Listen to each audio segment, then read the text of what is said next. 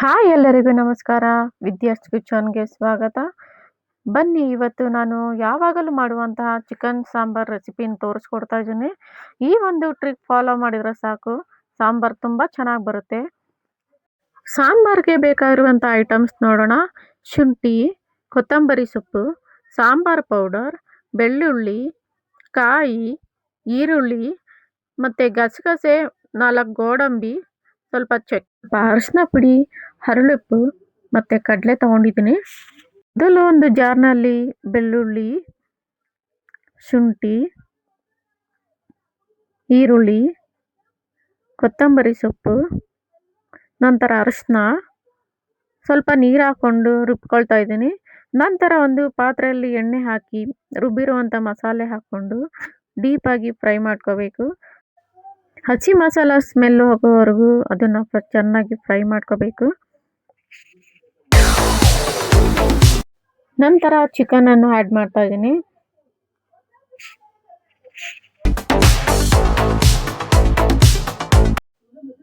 ಅದಕ್ಕೆ ಸ್ವಲ್ಪ ಉಪ್ಪು ಹಾಕ್ಕೊಂಡು ಚೆನ್ನಾಗಿ ಫ್ರೈ ಮಾಡ್ಕೊಳ್ತಾ ಇದ್ದೀನಿ.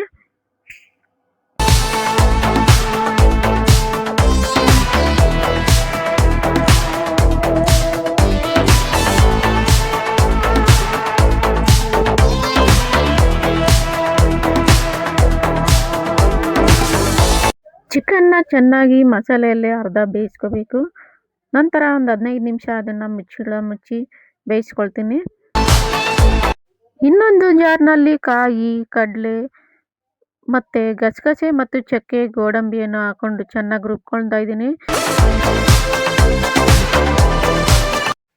ಈ ಚಿಕನ್ ಸಾಂಬಾರ್ ಎಲ್ಲರಿಗೂ ತುಂಬ ಇಷ್ಟವಾಗುವಂಥ ಪರ್ಫೆಕ್ಟ್ ಚಿಕನ್ ಸಾಂಬಾರ್ ಆಗಿರುತ್ತೆ.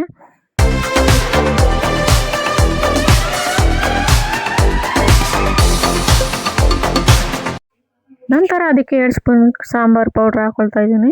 ನಿಮಗೆ ಎಷ್ಟು ಖಾರ ಬೇಕೋ ಅಷ್ಟು ಹಾಕೋಬಹುದು. ಸ್ವಲ್ಪ ನೀರು ಹಾಕ್ಕೊಂಡು ಚೆನ್ನಾಗಿ ಮಿಕ್ಸ್ ಮಾಡ್ಕೊಳ್ತಾ ಇದ್ದೀನಿ. ಚಿಕನ್ ಖಾರ ಸ್ವಲ್ಪ ಹಿಡಿಬೇಕಂದ್ರೆ ಒಂದು 10 ನಿಮಿಷ ಚೆನ್ನಾಗಿ ಬೇಯಿಸ್ಕೊಳ್ಬೇಕು.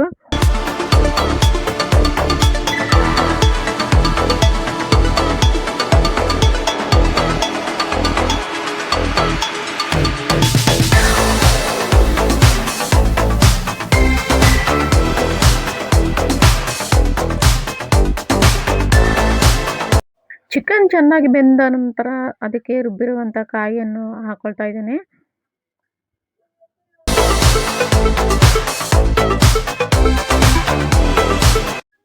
ಸ್ವಲ್ಪ ನೀರು ಹಾಕ್ಕೊಳ್ತಾ ಇದ್ದೀನಿ.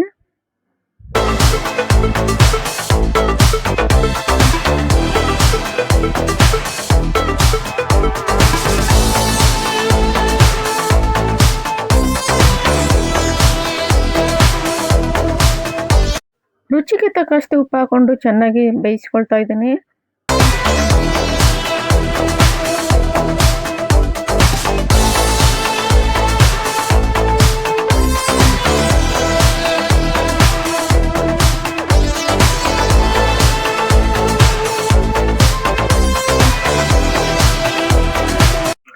ಒಂದು ಬಾರಿ ಈ ರೆಸಿಪಿ ಟ್ರೈ ಮಾಡಿದರೆ ಇದೇ ನಿಮ್ಮ ಫೇವ್ರೆಟ್ ಚಿಕನ್ ಸಾಂಬಾರ್ ಆಗಿರುತ್ತೆ.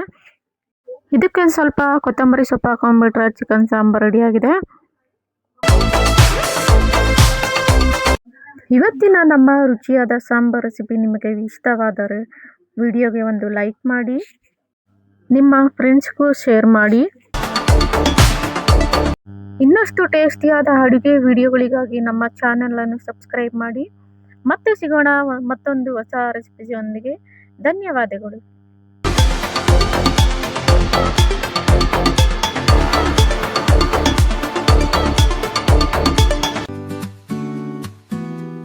Thank you so much for watching. Remember to like and subscribe.